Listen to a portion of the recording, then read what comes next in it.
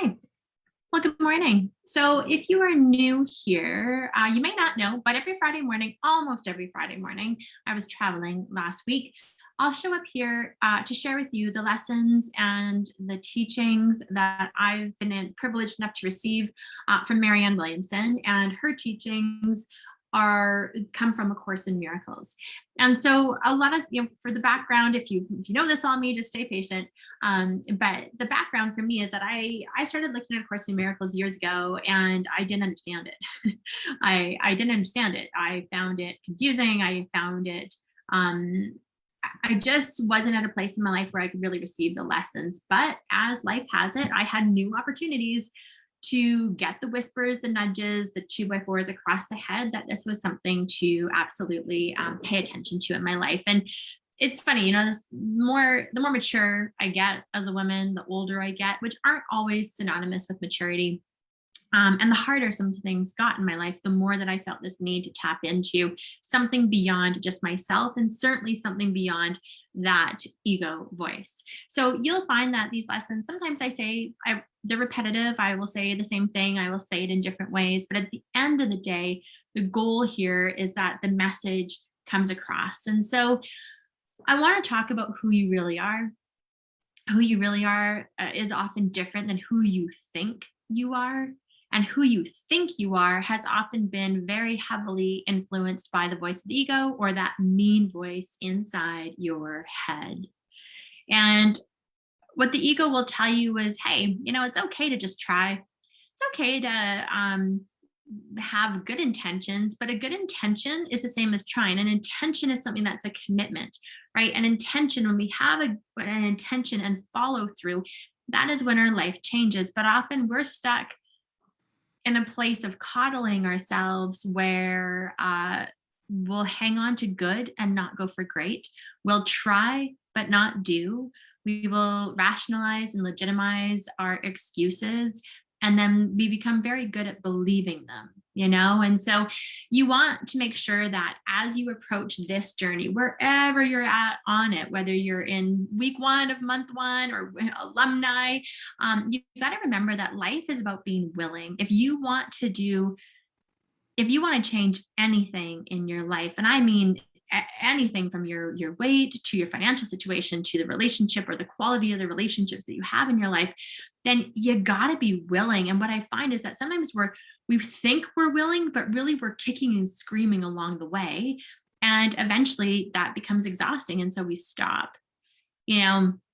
I say it a lot, if a toddler was about to touch a hot stove, and or if a toddler was getting into your makeup drawer, or if a toddler was eating dog food, like, what would you say to that toddler? It's not good behavior, right? You would say, stop that. Don't do that. And sometimes I find that we need to say, stop that, just like we do to a toddler when we are engaging in poor behavior, not right behavior, wrong-minded behavior. And I'm just taking notes here. We do different things and we respond to different energies and different emotions. At the end of the day, you know what the thing is that we want most? We want to be enough, and we want to be loved. We want to be loved because then if we're loved, it inherently tells us that we are enough, that we're good enough, that we're worthy. But many of us, hey, did this, I can still catch myself. We're chasing things outside ourselves to become worthy, and then the love stays at bay, right? We don't let that intimacy into our life. Now, we're teaching people who we are all the time, and we're learning who other people are all the time. And then, as is human to do, we make judgments. Be careful what judgments you get stuck in. Be careful what you attach a truth to about a moment of interaction or a moment of someone's behavior or your own, and the story you attach to that behavior. I talked about this yesterday, being willing to bless someone will be the extent that you are blessed in your own life. And to be, the idea of blessing is to be loved, and also to hope the best for someone, to wish the best for someone, to want them to have miracles in their own life. And so what you do put out there, you will get back. Maybe you've heard it as cause and effect. Maybe you've heard it as karma. Maybe maybe you've just even experienced it. The grumpier and the more rude or whatever you are in a day, boy, people sure don't respond very nicely to that. You know what people respond to? Even you, they respond to love. People respond to love, loving behavior, loving thoughts, loving energy. And so becoming and that extension of love for others and to yourself will change all of your life experiences, every single one. The challenge is that we are in many ways wired to suffer, tolerate things, not seek change, avoid the discomfort. But when you decide that you want to feel better and do better, you will. And it's a choice. That's the thing. We feel, sometimes we think these things are outside of ourselves, and they're not. They're just not our familiar pattern. It's different. So remember that this is how this goes. There's going to be a trigger. You can go to wrong-minded thinking. You'll then have regret. Remember, wrong-minded thinking, this is the pattern. A trigger, you can either go to right-minded thinking or wrong-minded thinking. Another way to say that is there's a trigger, you'll go to loving behavior or loveless behavior. With loveless behavior, there'll be regret. Then there will be a new opportunity. The new opportunity is your chance to do it differently. Do you take the chance, right? Let's think about it. It's 9:00. You're tired. Wrong-minded behavior says, you know what, self, just go and eat the bag of chips. You do, you feel regret. And now it's Saturday night. It's 9:00. You feel tired. You think, I'm going to have the bag of chips. Are you going to make the choice right then in that moment to do it differently? Because eating that bag of chips, well, you might think it's just about the chips. What's happening is what you've attached as a belief to self-love is self-harm, and it's a guise, right? So now you get to be in loving behavior towards yourself and go, no, I'm not going to eat the chips tonight. I'm going to go to bed. I'm going to get water. I'm going to go meditate. I'm going to take out my journal. I'm going to do it differently. And then we practice. So that is how it works.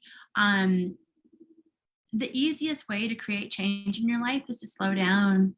If you keep doing everything fast, you want it fast, you want the immediacy, you want the instant gratitude, you want it now, you're impatient, you want a shortcut, you want a fast track.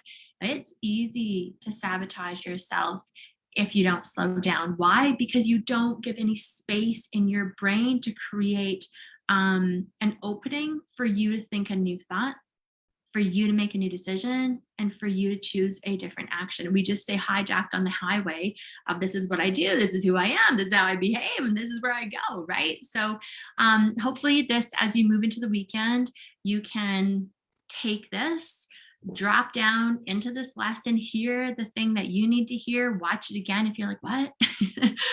Some of the lessons I've watched them repeatedly when I'm learning something, because I'm like, I don't get it, so don't have any shame if this is spirituality and these concepts are new, but challenge yourself to stay present to the teaching and to implement it. Teaching is nothing without implementation, right? Knowledge for knowledge's sake. We were talking last night in my house about how it's easy to be a teacher. You can teach anybody to do something, but can you be an implementer and an expert? And my stepson was saying to Liv that he could teach anybody how to braid hair. He's horrible at it, but he could teach it. So we can teach these things. For me, I can have the knowledge, but it's not the knowledge that creates the change. It's the application of the knowledge and the implementation of it in my own life. All right. Have a super weekend. I'm glad you're here and watching. If you're watching the replay, and if you have a comment, drop it into the space below. If you're watching this on YouTube, come back, let me know what your thoughts are, and we'll see you next week.